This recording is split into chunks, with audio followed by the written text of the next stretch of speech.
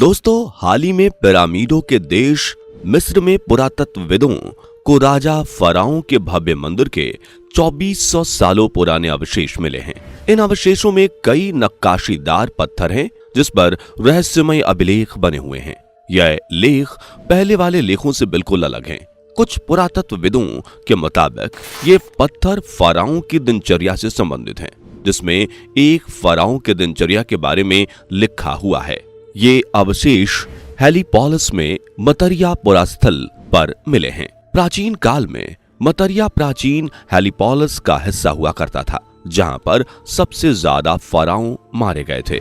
दरअसल दोस्तों, आज की ये वीडियो फराओं और उनके शाही शोकों के बारे में होने वाली है, तो आपसे रिक्वेस्ट है कि वीडियो के साथ एंड तक जरूर बने रहें। प्राचीन मिस्र के शासक को फिरौन और फराहो कहा जाता था।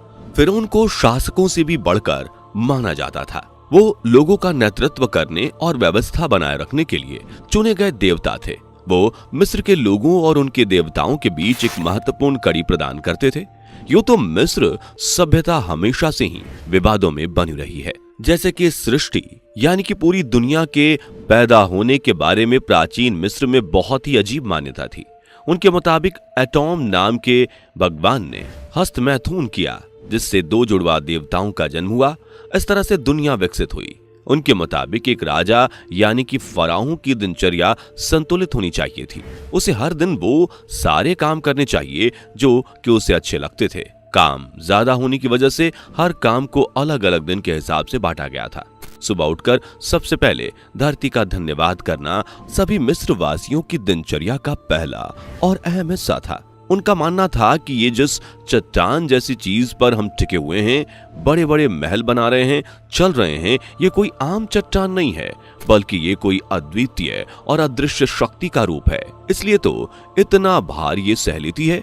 उन्हें असल में नहीं पता था कि आखिर धरती है क्या, लेकिन उन्हें इतना पता था कि धरती एक देवता के समान है। सुबह उठने के बाद फराओं हर दिन दूध से नहाते थे और नहाने के बाद वो पूजा करने जाते थे। इस पूजा में वो पत्थर को पूजते थे और इन पत्थरों पर बंदर, सांप और उल्लू जैसे चिन्ह बने होते थे। पुरातत्वविदों ने अपनी बातों में काफी जोर लगाकर ये बात कही थी कि मिस्र में फराओं जरूर कहीं ना कहीं से हिंदू धर्म से ताल्लुकात रखते थे। उनके खुदाई के दौरान कुछ अवशेष ऐसे मिले थे जो कि इस चीज को चीख चीख कर बताते थे कि वो कहीं ना कहीं से हिंदू धर्म के ही हैं। जैसे कि खुदाई के दौरान एक बड़ा पत्थर मिलना जिसमें कि एक बड़ी पूंछ वाले बंदर की नक्काशी बनी हुई है, और वहीं कुछ और पत्थरों में सांप आदि जैसे प्राणी बने हुए थे।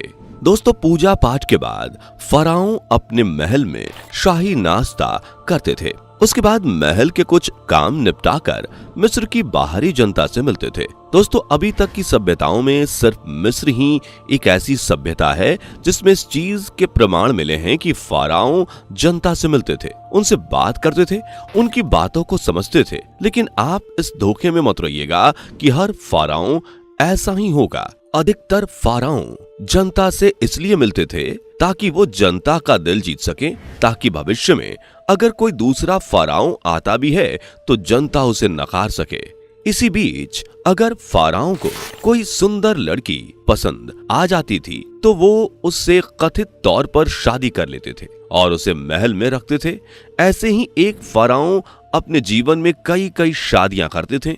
ऐसा कई बार कई फराओं ने किया था। दोपहर के खाने के समय फराओं को खाने के लिए आमंत्रित किया जाता था और दोपहर का शाही भोजन लेने के बाद फराओं थोड़ा आराम करते थे।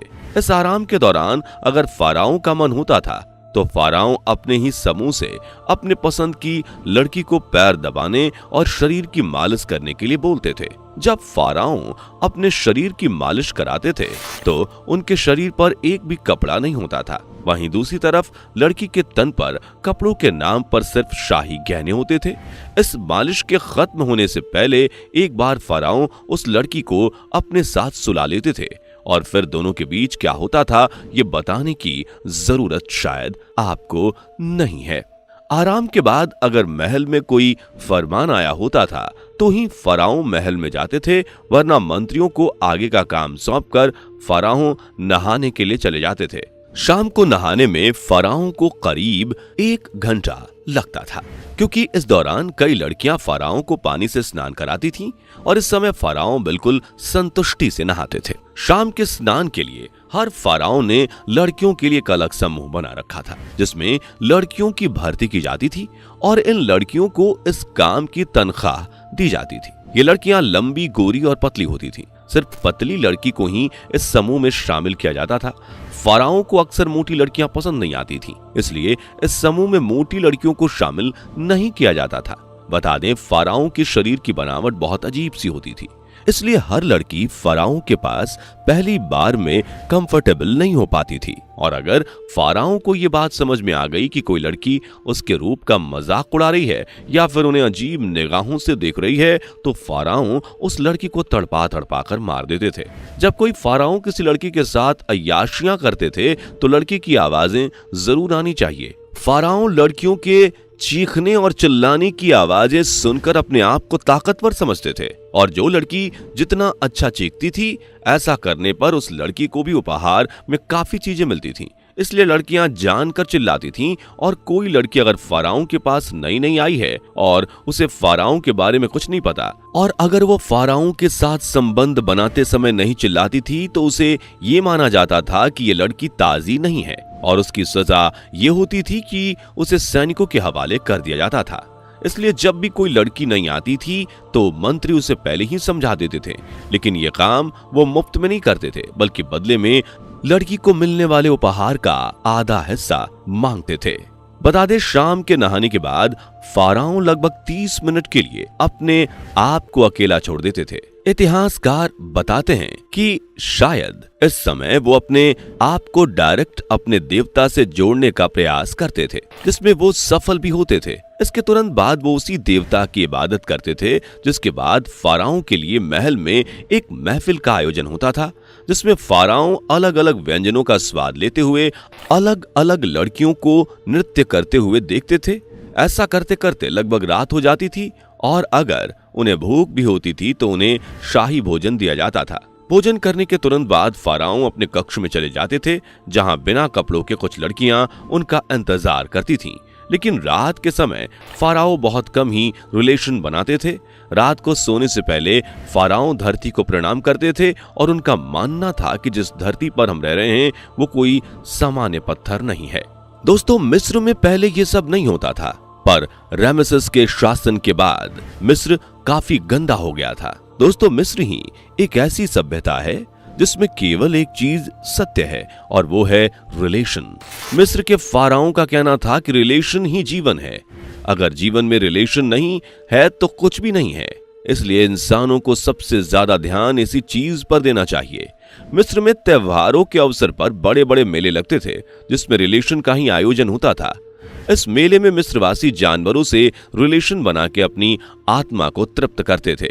सेक्सुअल रिलेशन विद एनिमल्स नाम के किताब में प्राचीन मिस्र में जानवरों के साथ संबंध बनाने की गतिविधियों पर काफी विस्तार से प्रकाश डाला गया है। वैसे तो जानवरों के साथ संबंध बनाना गैर कानूनी था, लेकिन त्योहारों में ऐसी चीजें करने की छूट थी। जानवरों से संबंध बनाने को लेकर मिस्र की सबसे फेमस क्वीन क्लेओपेट्रा की कहानी काफी प्रसिद्ध थी। उसके बारे में कहा जाता है कि उसके पास मधुमक्खियों से भरा एक संदूक होता था। वो यौन संतुष्टि के लिए अपने जननांगों पर वाइब्रेटर की तरह मधुमक्खियों का इस्तेमाल करती थीं, जिससे उसे वो यौन सुख प्राप्त होता था जो उसे मर्द देने में असमर्थ थे, और इससे उसे काफी संतुष्टि प्राप्त होती थी। वहीं क्लेओपेट्रा पूरी दुनिया की पहली और एकमात्र ऐसी महिला थी जिसने एक साथ 100 मर्दों के साथ रिलेशन बनाए थे, लेकिन फिर भी उसकी भूख नहीं मिटी थी, इसलिए उसने उन सबको मार दिया था। और ये लोग कोई और नहीं बल्कि उसके महल के मंत्री ही थे। कहते हैं कि उसका पसंदीदा जानवर घोड़ा था और उसे कई बार अस्तबल में घोड़ों के साथ समय बिताते हुए देखा गया था। दोस्तों, शारीरिक संबंध को लेकर जिस कदर पागलपन मिस्र वासियों में देखा गया है, उस तरह का पागलपन कभी किसी और में नहीं देखा गया। प्राचीन मिस्र में कुछ लोग ऐसे थे जो शवों के साथ भी रिलेशन बनाते थे।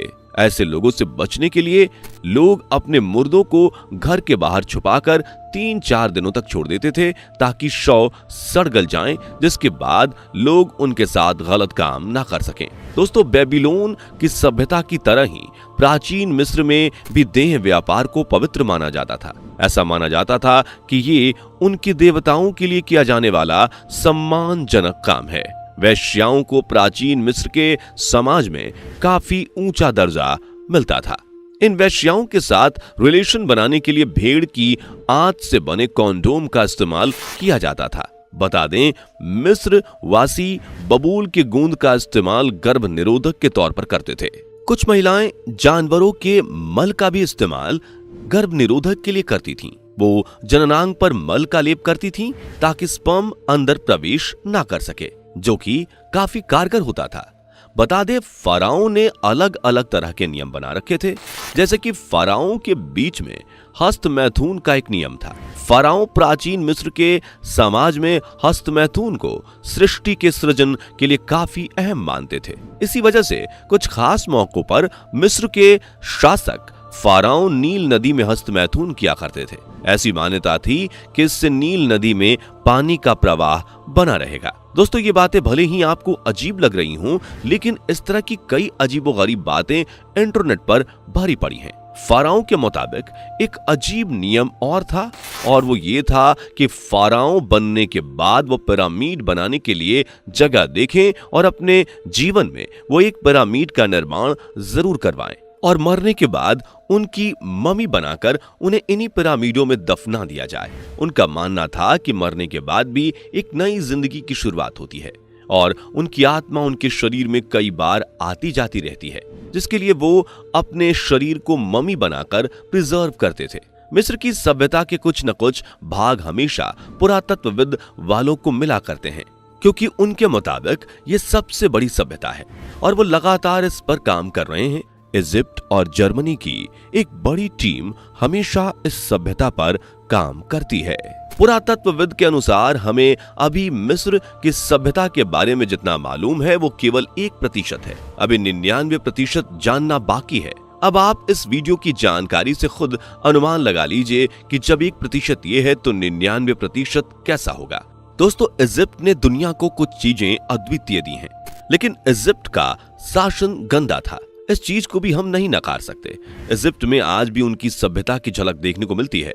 उनके बनाए हुए पिरामिड तो ऐसे हैं कि आज की साइंस भी उन पिरामिड को दोबारा नहीं बना सकती, लेकिन कई सौ साल पहले बने पिरामिड आज भी जैसे के तैसे खड़े हुए हैं। फाराओं के शासन के बाद जब हिक्सोस राजवंश ने आक्रमण करके उनके साम्राज्य को खत्म कर दिया, तो उसके बाद हिक्सोस ने पिरामिडों को खत्म करने की बहुत कोशिश की, लेकिन वो पूर्णतः नाकाम रहे। तो दोस्तों, कैसी लगी आपको हमारी आज की पेशकश? नीचे कमेंट करके जरूर बताएं। जाने से पहले वीडियो को लाइक शेयर जरूर करें और ऐसी ही और वीडियोस के लिए इस चैनल को सब्सक्राइब करके बेल नोटिफिकेशन को भी जरूर ऑन कर लें। धन्यवाद।